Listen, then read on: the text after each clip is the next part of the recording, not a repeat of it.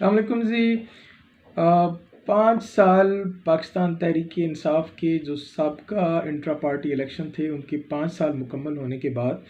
तहरीक इंसाफ को election commission की तरफ से इंट्रा पार्टी इलेक्शन करवाने का हुक्म 14 मई 2022 को दिया गया था और फिर शोकाज नोटिस भी जारी किया गया था कि आप मुकर्ररा वक़्त पर अपना इंट्रा पार्टी इलेक्शन करवा लें। लेकिन 2019 के उस ऑर्डर को बेसिकली पीटीआई की जानिब से एक मौक़िफ़ आया था कि कोविड-19 की वजह से उसके जो इफ़ेक्ट्स हैं वो अभी तक हैं और इस वजह से हम इंट्रा पार्टी इलेक्शन नहीं करवा सकते। सेकंड टाइम 13 जून 2022 को दोबारा इलेक्शन कमीशन ऑफ पाकिस्तान की तरफ से ये ऑर्डर किया गया कि इंट्रा पार्टी इलेक्शन करवाए जाएँ और ये आखिरी मौका है, इसके बाद मज़ीद वक़्त नहीं दिया जाएगा। अब 2022 के इस ऑर्डर के बाद तहरीक इंसाफ की जानिब से 8 जून 2022 को इंट्रा पार्टी इलेक्शन करवाए गए। 8 जून 2022 को जो इंट्रा पार्टी इलेक्शन करवाए गए उसको इलेक्शन कमीशन ऑफ पाकिस्तान ने तस्लीम नहीं किया। उन्होंने कहा कि ये पार्टी के आइन के मुताबिक नहीं है, ट्रांसपेरेंट इलेक्शन नहीं है, लिहाजा हम इनको एक्सेप्ट नहीं करते। अब इन जो 2022 में 8 जून 2022 को जो इलेक्शन करवाए गए इंट्रा पार्टी इलेक्शन पीटीआई की तरफ से, जो इलेक्शन कमीशन ऑफ पाकिस्तान का मौक़िफ़ था उसने नहीं माना, तो पाकिस्तान तहरीक इंसाफ ने अपने इस पॉइंट ऑफ व्यू को, इस इलेक्शन कमीशन के ऑर्डर को या नोटिफिकेशन को जो लाहौर हाई कोर्ट है वहाँ पे चैलेंज किया। एक रिट पटिशन फ़ाइल हुई 81171 2023 में और इनिशियली ये रिट पटिशन जो थी इसको सिंगल बेंच ने सुनना था, लेकिन फिर रिक्वेस्ट करने पर फुल बेंच 5 मेंबर बेंच में ये इलेक्शन पटिशन जो थी ये फ़िक्स कर दी गई। ठीक है, रिट पटिशन 5 मेंबर्स जो लाहौर हाई कोर्ट के थे, जजेस थे, वो इसको सुन रहे थे। ये पेंडिंग थी, अभी इसका कोई डिसीजन नहीं हुआ था, इसको फाइनली कोई डिस्पोजल ऑर्डर नहीं हुआ था कि इसी के दौरान 2023 में बेसिकली 2 दिसंबर 2023 को पीटीआई की जानिब से एक ये व्यू आया कि हमने इंट्रा पार्टी इलेक्शन अपने आइन के मुताबिक करवा लिए हैं और इस हवाले से इलेक्शन कमीशन ऑफ पाकिस्तान में सेक्शन 209 का एक सर्टिफिकेट भी जमा करवा दिया है। तो ये बात यहाँ पे थोड़ी सी यहाँ पे जो मेरा अपना एक एनालिसिस है उसमें ये यहाँ पे झोल नज़र आ रहा है कि जब आपकी एक इंट्रा पार्टी इलेक्शन के इशू पर एक पेटिशन जो है रिट पटिशन 81171 जो है वो लाहौर हाई कोर्ट में पेंडिंग है और 5 मेंबर्स जो हैं लाहौर हाई कोर्ट के वो जजेस सुन रहे हैं उसको, तो इस दौरान ही आपने जो दोबारा इलेक्शन कंटेस्ट करवाए हैं वो जो इलेक्शन का मौक़िफ़ लिया है कि हमने 2 दिसंबर 2023 को दोबारा इलेक्शन करवा लिए हैं, ये यहाँ पे एक ऐसी चीज़ है जो कि अभी तक बड़ी परेशान कुन है, या ये एक ऐसी चीज़ है जिसको शायद कोई भी डिस्कस नहीं कर रहा। लेकिन मैंने जो ऑनरेबल सुप्रीम कोर्ट का फ़ैसला पढ़ा है, जो इलेक्शन कमीशन ऑफ पाकिस्तान की पिटीशन जो अपील उन्होंने फ़ाइल की है सुप्रीम कोर्ट में उसको पढ़ा है और ये सारी डॉक्यूमेंटेशन पढ़ने के बाद मुझे ये समझ आई है कि यहाँ पर एक कानूनी तौर पर शायद गलती हुई होगी कि एक आपका इशू है जिसके ऊपर ऑलरेडी आपकी पिटीशन पेंडिंग है लाहौर हाई कोर्ट में और उस पर कोई फ़ैसला नहीं हुआ या उसको विड्रॉ नहीं किया गया, और इस स्टेज पर आके आप जो है मज़ीद जो इंट्रा पार्टी इलेक्शन करवाने के हवाले से एक मौक़िफ़ इख्तियार कर रहे हैं और इंट्रा पार्टी इलेक्शन 2 दिसंबर 2023 के जो हैं उसको करवाने का आप एक पॉइंट ले रहे हैं। अब पाकिस्तान तहरीक इंसाफ की तरफ से इंट्रा पार्टी इलेक्शन 2 दिसंबर 2023 भी करवा लिए गए और उसके हवाले से सर्टिफिकेट भी जमा करवा दिया गया सेक्शन 209 जो इलेक्शन एक्ट 2017 का है उसके मुताबिक, लेकिन इसको साबित नहीं किया जा सका। सबसे जो मेन मसला है कि किसी भी स्टेज पे, इवन सुप्रीम कोर्ट में भी या इलेक्शन कमीशन ऑफ पाकिस्तान में भी, इन इलेक्शन को जो इंट्रा पार्टी इलेक्शन है इनकी ट्रांसपेरेंसी को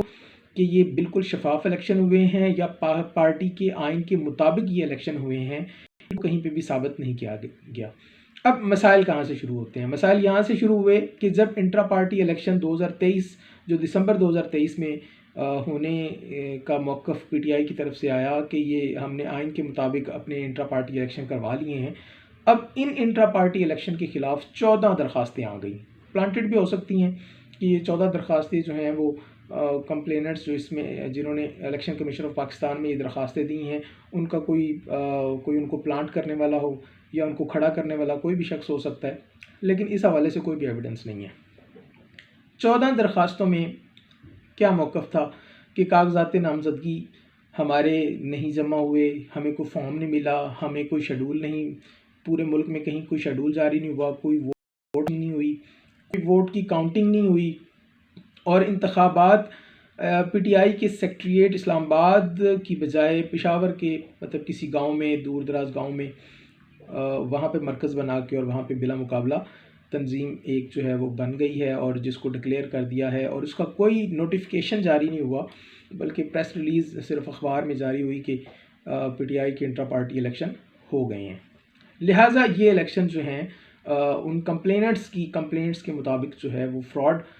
उन्होंने कहा मौक़िफ़ लिया कि ये फ्रॉड इलेक्शन है और इनको जो है डिक्लेयर किया जाए कि ये इंट्रा पार्टी इलेक्शन ट्रांसपेरेंट नहीं है। अब यहाँ पर इलेक्शन कमीशन ऑफ पाकिस्तान जो है वो एक्शन में आ जाता है। Election commission of Pakistan section 215 पर आके अड़ जाता है। इलेक्शन एक्ट 2017 के सेक्शन 215 के तहत वो कहते हैं जी कि चूँकि ट्रांसपेरेंट इलेक्शन नहीं है और पहले भी जो इन्होंने इलेक्शन कराए उसके हवाले से भी लिस्ट पेंडिंग है, लाहौर हाई कोर्ट में उसका केस भी पेंडिंग चल रहा है, तो ये कोई क्लियर कट मतलब जो इलेक्शन एक्ट है उसकी वायलेशन है। चूँकि इलेक्शन कमीशन ऑफ पाकिस्तान का जो रोल है वो सुपरवाइजरी रोल है या एक रेगुलेटरी रोल है पॉलिटिकल पार्टीज़ को रेगुलेट करने के हवाले से। तो यहाँ पर अब इलेक्शन कमीशन ऑफ पाकिस्तान जो है वो 22 दिसंबर 2023 को एक फ़ैसला सुनाता है कि पीटीआई का जो इंट्रा पार्टी इलेक्शन है वो बेसिकली ट्रांसपेरेंट नहीं है, पार्टी के आइन के अगेंस्ट है। लिहाजा पीटीआई जो है वो सेक्शन 215 इलेक्शन एक्ट 2017 के तहत जो है वो इंतखाबी निशान लेने का हक नहीं रखती। अब पीटीआई जो है वो पेशावर हाई कोर्ट से रजू कर लेती है। यहाँ पर एक और ऐसी कानूनी गलती है जहाँ कि एक आपकी इसी इंट्रा पार्टी इलेक्शन के इशू पर लाहौर हाई कोर्ट के 5 मेंबर बेंच के सामने पिटिशन आपकी पेंडिंग है, विड्रॉ नहीं किया गया, उसका कोई फ़ैसला नहीं हुआ और दूसरी साइड आप दूसरी प्रोविंस की जो हाई कोर्ट है वहाँ पे रिट पिटिशन फ़ाइल कर देते हैं कि हमारा जो है वो इंट्रा पार्टी इलेक्शन जो है उसको बेस बना के और हमें आर्टिकल 17 से महरूम किया जा रहा है कि सियासी पार्टी का जो बेसिक स्ट्रक्चर है उसको बेसिकली नॉकआउट किया जा रहा है। तो इलेक्शन सिंबल जो है इलेक्टोरल सिंबल है वो हमें ग्रांट किया जाए। अब पेशावर हाई कोर्ट का जो फ़ैसला है वो आ जाता है इस पर 10 जनवरी 2024 को। बड़ी डिटेल से हमने इस अपनी पिछली वीडियो में उसको डिस्कस किया और उसके बाद बल्कि ये भी डिस्कस किया कि उसके जो उस फैसले को चैलेंज करेगी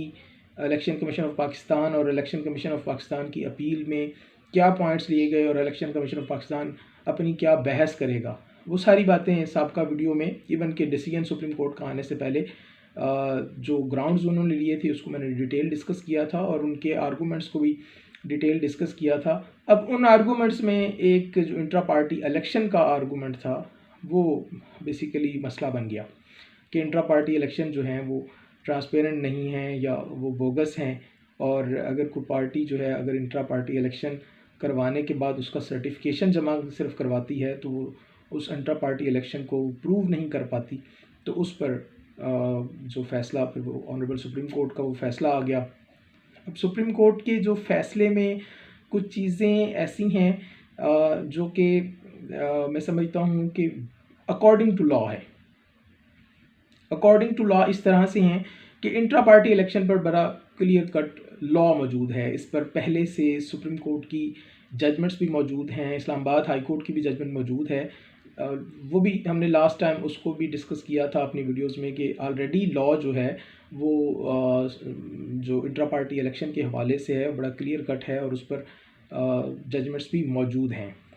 लेकिन जो इंटर पार्टी इलेक्शन का इस स्टेज पे ये जो पॉइंट रेज हुआ है, जब इलेक्शन करीब है और इलेक्टोरल सिंबल ना देने पर, तो यहाँ पर इमोशनली जो हमारा मुल्क और हमारे मुल्क की जो आवाम है, जो वोटर है, उन की जो तवक्कुआत थी वो सुप्रीम कोर्ट से वो और थी। लेकिन सुप्रीम कोर्ट का जो फ़ैसला था वो कानून को सामने रख कर दिया जाना, एक डिक्लेयर किया जाता है कि ये फ़ैसला जो है वो कानून के मुताबिक था। कानून जो है इंटर पार्टी इलेक्शन के हवाले से बड़ा क्लियर कट है। अब एक बड़ी अच्छी दलील थी जो लॉयर्स ने दी पीटीआई की जानिब से कि दूसरी पार्टियां जो हैं वो भी ऐसा ही करती हैं, दूसरी पार्टियां जो हैं वो भी इंट्रा पार्टी इलेक्शन ऐसे ही करवाती हैं। लेकिन शायद वो करवाती होंगी, अपनी डॉक्यूमेंटेशन रखती होंगी, या उनके पास जो है शायद ये ऐसा इशू पहले कभी नहीं हुआ। अब पूरा मुल्क कह रहा है कि पीटीआई के साथ ज़्यादती हो रही है, तो जिन लोगों ने इलेक्शन करवाए इंट्रा पार्टी इलेक्शन, उनको बात ये जहन में रखनी चाहिए थी कि कोई भी काम हमें इलेक्शन एक्ट 2017 से हट के नहीं करना चाहिए। मावराए कानून हमें कोई भी काम नहीं करना चाहिए। और जब आपको पता है कि जून 2022 में, जो 8 जून 2022 में इलेक्शन करवाए गए थे इंट्रा पार्टी इलेक्शन, वो ठीक हैं, वो ट्रांसपेरेंट हैं, वो कानून के मुताबिक हैं, और उनको पॉइंट बना के या बेस बना के आप लाहौर हाई कोर्ट में आपने रिट पिटीशन फाइल की हुई है। तो फिर 2023 में जो दिसंबर 2023 के इलेक्शन का मौक़िफ़ लिया गया कि इंट्रा पार्टी इलेक्शन करवा लिए हैं और ट्रांसपेरेंट हैं और अकॉर्डिंग टू इलेक्शन एक्ट हैं, कॉन्स्टिट्यूशन ऑफ पार्टी के मुताबिक हैं, यहाँ पे ये बातें जो हैं ना वो बेसिकली समझ में ये आती है कि ये intra party election specifically PTI के इंट्रा पार्टी इलेक्शन को मिसमैनेज किया गया है। यहाँ से जो गेम है ना वो थोड़ी सी शक व शुबहात पैदा करती है कि वो लोग जिन्होंने इंट्रा पार्टी इलेक्शन जो दिसंबर 2023 में करवाए, उन्होंने क्यों गलती की गुंजाइश छोड़ी, जब उनको पहले से ही पता है कि जो जून 2022 में इंट्रा पार्टी इलेक्शन करवाए थे उनको भी इलेक्शन कमीशन ऑफ पाकिस्तान ने नहीं माना और वो कहते हैं ट्रांसपेरेंट नहीं है। तो फिर बाद वाले इलेक्शन आप इतनी ऐसे स्टाइल में करवा रहे हैं कि उसकी कोई डॉक्यूमेंटेशन नहीं है आपके पास, कोई आप शेड्यूल जारी नहीं कर रहे, कोई नॉमिनेशन फॉर्म नहीं ले रहे, कोई वोट कास्टिंग या वोट काउंटिंग नहीं है, या कोई भी डॉक्यूमेंटेशन उसकी जो है वो पब्लिक एट लार्ज को अवेलेबल भी नहीं है, जिसको बेस बना के वो 14 complaints I election commission of Pakistan में। तो ये वो लोग बुनियादी तौर पे, जो मेरा अपना एक ज़ाती व्यू है, ये वो लोग ज़िम्मेदार हैं कि जिन्होंने ये इलेक्शन करवाए या इन इलेक्शंस का रिज़ल्ट डिक्लेयर किया और उनके पास बैकअप में कुछ भी नहीं था। हो सकता है वो भी लोग शायद हैक हो गए हों या ये साबित करने में नाकाम हो गए हों कि इलेक्शन कमीशन के पास हमने जो सर्टिफिकेट जमा करवाया है 209 का, वो इलेक्शन जो इंट्रा पार्टी इलेक्शन है वो बामुताबिक आइन हुए हैं, ये बेसिकली वो साबित करने में नाकाम हो गए हैं। मैंने अपनी जो साबका वीडियोस थी उसमें भी इस बात का तज़किया किया था कि पीटीआई के लिए पेशावर हाई कोर्ट के फ़ैसले के बावजूद क्या मुश्किलात हो सकती हैं, और even election commission of Pakistan इस पर क्या बहस करेगा अगर वो अपील है। और फिर उसमें भी बड़ी वजाहत से हमने डिस्कस किया था कि इंट्रा पार्टी इलेक्शन जो हैं ये एक बड़ा इम्पॉर्टेंट नुक्ता है, जो कानूनी नुक्ता है, जिसको सुप्रीम कोर्ट ऑफ पाकिस्तान शायद अंदाज ना करेगी। वही हुआ कि इलेक्शन कमीशन की जो अपील थी उसमें इंट्रा पार्टी इलेक्शन का जो मेन पॉइंट था उसको डिस्कस करने के बाद सुप्रीम कोर्ट ने पेशावर हाई कोर्ट का फ़ैसला ओवर रूल कर दिया, उसको कलअदम डिक्लेयर कर दिया, सेट असाइड कर दिया। एक और बड़ा इम्पॉर्टेंट पॉइंट जो सुप्रीम कोर्ट ने लिया कि लाहौर हाई कोर्ट में 5 मेंबर बेंच के पास इंट्रा पार्टी इलेक्शन का इशू पेंडिंग था, और फिर वही इशू जो है वो दूसरी हाई कोर्ट के सामने जाके उठा दिया गया, जहाँ पे वो 3 मेंबर बेंच ने उसका फ़ैसला किया तो इस तरह से भी ये जो है उसकी पेशावर हाई कोर्ट की जो फ़ैसला करने की ये जुरिस्डिक्शन नहीं बनती थी, क्योंकि ऑलरेडी ये पेंडिंग जो है वो एक हाई कोर्ट में पेंडिंग था। तो इस वजह से ये एक दूसरा बड़ा इम्पोर्टेंट पॉइंट जो बेसिकली इंट्रा पार्टी इलेक्शन को बेस बनाते हुए या इलेक्टोरल सिंबल को ना देने, ये पेशावर हाई कोर्ट के फ़ैसले को नॉकआउट करने के लिए बेसिकली सुप्रीम कोर्ट ने एक ये ग्राउंड लिया है अपने फ़ैसले में। अब सवाल ये है कि ट्रांसपेरेंट या शफाफ इंट्रा पार्टी इलेक्शन के बग़ैर किसी पार्टी को इंतखाबी निशान मिलना चाहिए, और अगर supreme court intra party election की अहमियत को स्किप भी कर देती है, इसमें जो सुप्रीम कोर्ट ने फ़ैसला दिया है, अगर इंट्रा पार्टी इलेक्शन की अहमियत को स्किप भी कर देती और फ़ैसला पीटीआई के हक़ में आ जाता, तो आइंदा इंट्रा पार्टी इलेक्शन ना करवाने की जो रस्म है ये बेसिकली मजबूत हो जाती। फिर इलेक्शन एक्ट 2017 जो था ये प्रॉपरली ये वायलेट हो जाता, और जो दूसरी पॉलिटिकल पार्टीज़ हैं उनके जो कारकुनान हैं उनमें मायूसी की एक जो है वो लहर पैदा हो जाती, उम्मीद टूट जाती कि जो आला अहदेदारान हैं पार्टी के बस वही जो फ़ैसला करेंगे, यहाँ पर इलेक्शन बिल्कुल नहीं होते, सिर्फ जो बिला मुकाबला जो है वो इलेक्शन हो के या सिलेक्शन हो जाती है और सर्टिफिकेट जमा करवा दिया जाता है। तो बेसिकली ये इंटर पार्टी इलेक्शन को स्किप करना जो था वो लॉ की वायलेशन थी। हम वैसे तो बहुत सारी लीगल वायलेशंस हो रही हैं, होती रही हैं, अदालतों में भी होती रही हैं, हर जज का अपना एक मौक़िफ़ होता है, हमारी एग्जीक्यूटिव साइड पे भी होती रहती हैं। लेकिन स्पेसिफ़िकली चूँकि इस केस के हवाले से हम डिस्कस कर रहे हैं, तो इस केस में अगर पीटीआई को जो इलेक्टोरल सिंबल था वो देने के हवाले से फेवर में फ़ायदा आ जाता, तो फिर दूसरी जो पॉलिटिकल पार्टीज़ थी उन्होंने भी इस पर बहुत शोर मचाना था कि सुप्रीम कोर्ट ने कानून से हटकर फ़ैसला दे दिया, कानून मौजूद है, साबिक़ा जजमेंट्स मौजूद हैं, इंट्रा पार्टी इलेक्शन पर बड़ा क्लियर कट फ़ैसले मौजूद हैं। तो तमाम पॉलिटिकल पार्टीज़ जो थी, या कम से कम सियासी हरीफ जो हैं, जो मेन सियासी हरीफ हैं पीटीआई के, वो ज़रूर इस पर शोर मचाते कि सुप्रीम कोर्ट जो है वो हैक हो गई है, या सुप्रीम कोर्ट बेसिकली उन्होंने गलत फ़ैसला दिया है, और मतलब इस तरह के हमें कमेंट्स अभी भी सुनने को आ रहे हैं। सुप्रीम कोर्ट अंडर अटैक है, और स्पेसिफ़िकली चीफ जस्टिस साहब की जो पर्सनैलिटी है उस पर बड़ा अटैक किया जा रहा है। शायद फैक्ट्स को समझे बगैर या कानून को समझे बगैर जो बात हमें सोशल मीडिया पे मिलती है हम उसको अपने तरीके से, अपने अंदाज से करते हैं। और दूसरा एक बात बड़ी इंपॉर्टेंट थी कि इमोशंस बेसिकली जो हैं वो पीटीआई के साथ हैं, इमरान खान के साथ हैं, पब्लिक के जो भी वजूहात हैं वो एक अलग बात है। हम चूँकि सियासत से हट के अपना लीगल एनालिसिस करते हैं अपनी वीडियोस में। अब दूसरी एक बात ये है कि अब इस सुप्रीम कोर्ट के फ़ैसले के बाद हर पार्टी इंट्रा पार्टी इलेक्शन करवाएगी,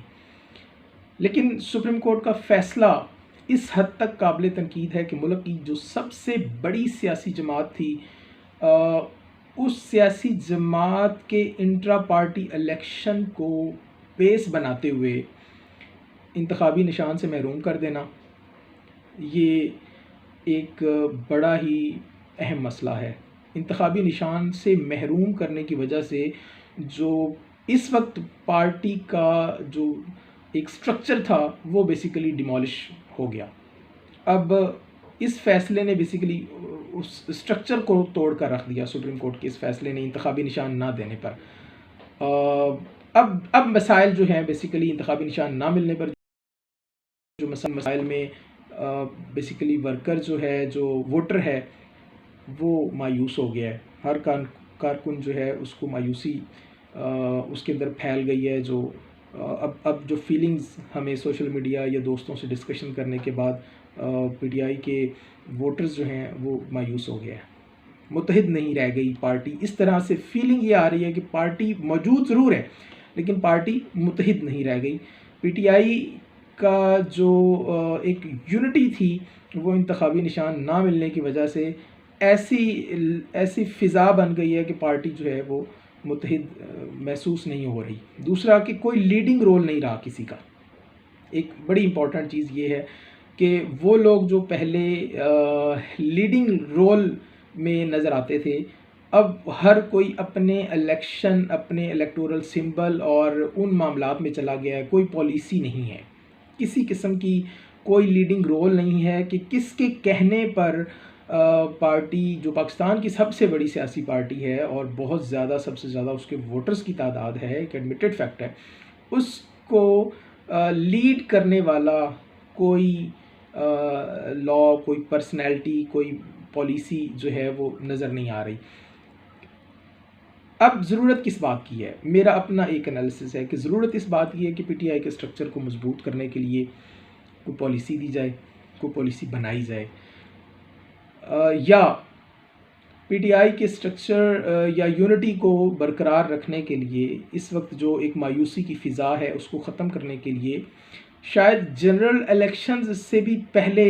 अगर पीटीआई के ट्रांसपेरेंट इंट्रा पार्टी इलेक्शन करवा लिए जाएं तो कम अज़ कम इंट्रा पार्टी इलेक्शन करवाने से इनके पास एक इंतज़ामी ढांचा बन जाएगा, पीटीआई के पास एक ऐसी टीम बन जाएगी जो फ्रंट फुट पे आके खेलेगी। तो ये इंट्रा पार्टी इलेक्शन जो हैं ये जनरल इलेक्शन से पहले दोबारा भी अगर हो सकते हैं, अगर करवाए जा सकते हैं तो इसको करवाने के हवाले से एफ़र्ट्स कर लेनी ज़्यादा बेहतर होंगी, क्योंकि जनरल इलेक्शन में क्या होगा, क्या होना है, इस हवाले से तो बहुत सारी बातें, बहुत सारे इश्यूज़ जो हैं वो अपने अपने ख़यालात जो हैं हर बंदा वो पुट कर रहा है, हम मीडिया पे देख रहे हैं। जो भी होना है जनरल इलेक्शन में वो एक अलग बहस है, वो उस वक्त पे इलेक्शन होने हैं या नहीं होने, या होने हैं तो किस तरह से होने हैं, क्या उसमें चीज़ें, वो बात की डिस्कशन है। लेकिन इस वक्त जो सबसे ज़्यादा ज़रूरत है वो ये है कि पीटीआई को मुत्तहिद किया जाए, जो वोटर्स हैं या जो सपोर्टर्स हैं पीटीआई के, उनके अंदर जो एक नाउमीदी की एक लहर फैल चुकी है उसको फौरी तौर पे ख़त्म करने के लिए इनके पास पॉलिसी होनी चाहिए थी। और सबसे हैरत अंगेज़ बात यह है कि जो लोग इस वक्त पीटीआई को लीड कर रहे हैं उनके पास प्लान बी नहीं था कि अगर सुप्रीम कोर्ट का फ़ैसला इलेक्टोरल सिंबल के हवाले से अगेंस्ट पीटीआई आता है तो इनके पास प्लान बी होना चाहिए था कि उस सूरत में क्या क्या कॉन्सिक्वेंसेस हो सकते हैं। फील ये हो रहा है कि इस अंदाज में इसको मिसमैनेज किया गया या मिसमैनेज हो गई है कि कोई भी प्रॉपर प्लान करने वाला नहीं है, कोई बैठ के डिस्कशन करने वाला नहीं है, और सिर्फ जो है वो चीज़ों को मिसमैनेज होते देखा जा रहा है, और मतलब इन एक्शन नथिंग, कुछ भी नहीं हो रहा। फ्यूचर में अब जो सबसे बड़ी जो बात समझ में आती है कि फ्यूचर में वो लोग जिन्होंने पीटीआई के नाम पर इलेक्शन लड़के और जीतना है वो किधर जाएंगे, वो क्योंकि पीटीआई की जो इस वक्त की सिचुएशन है उसमें ये इनको टिकट्स नहीं है अवेलेबल पीटीआई के, सब आज़ाद लड़ रहे हैं। तो जब आज़ाद हैसियत में इलेक्शन लड़ेंगे और पीटीआई का नाम या इमरान खान के नाम के साथ इनको वोट्स तो मिल जाएंगे तमाम पीटीआई कैंडिडेट्स को, और इसमें सीटें भी अगर वो निकालने में कामयाब होते हैं तो फिर ये लोग बाद में किधर जाएंगे, जो गवर्नमेंट बनेगी उस गवर्नमेंट को ये लोग किधर जाएंगे, क्या ये लोग फिर एक सिमत में जाएंगे या अलग अलग जाएंगे, इसका भी कोई प्लान नहीं है। तो ये प्लान कब तक नहीं बन सकता, जब तक कि पीटीआई का जो स्ट्रक्चर है वो दोबारा रीफ्रेम नहीं हो जाता। मैं गलत भी हो सकता हूँ, मेरा एनालिसिस भी गलत हो सकता है, लेकिन कोई चाहे इंट्रा पार्टी इलेक्शन ना करवाएं लेकिन कोई ऐसी पॉलिसी बन जाए या कोई ऐसा फ्रेम डिज़ाइन हो जाए जिसमें पार्टी जो है वो मुत्तहिद नज़र आए और एक सिमत, उसकी डायरेक्शन बड़ी ज़रूरी है पीटीआई की, कि एक डायरेक्शन सेट करना बहुत ज़रूरी है, क्योंकि पाकिस्तान की सबसे बड़ी सियासी जमात है और इसके वोटर्स जो हैं वो इस वक्त मायूसी का शिकार है। इस मायूसी को ख़त्म करने के लिए जो गलतियाँ हुई हैं, जो मिसमैनेजमेंट हुई है, उसको फौरी तौर पे कवर अप करने के लिए इनको एक प्लान, एक पॉलिसी डिज़ाइन करनी चाहिए और उसको फौरी लॉन्च करना चाहिए,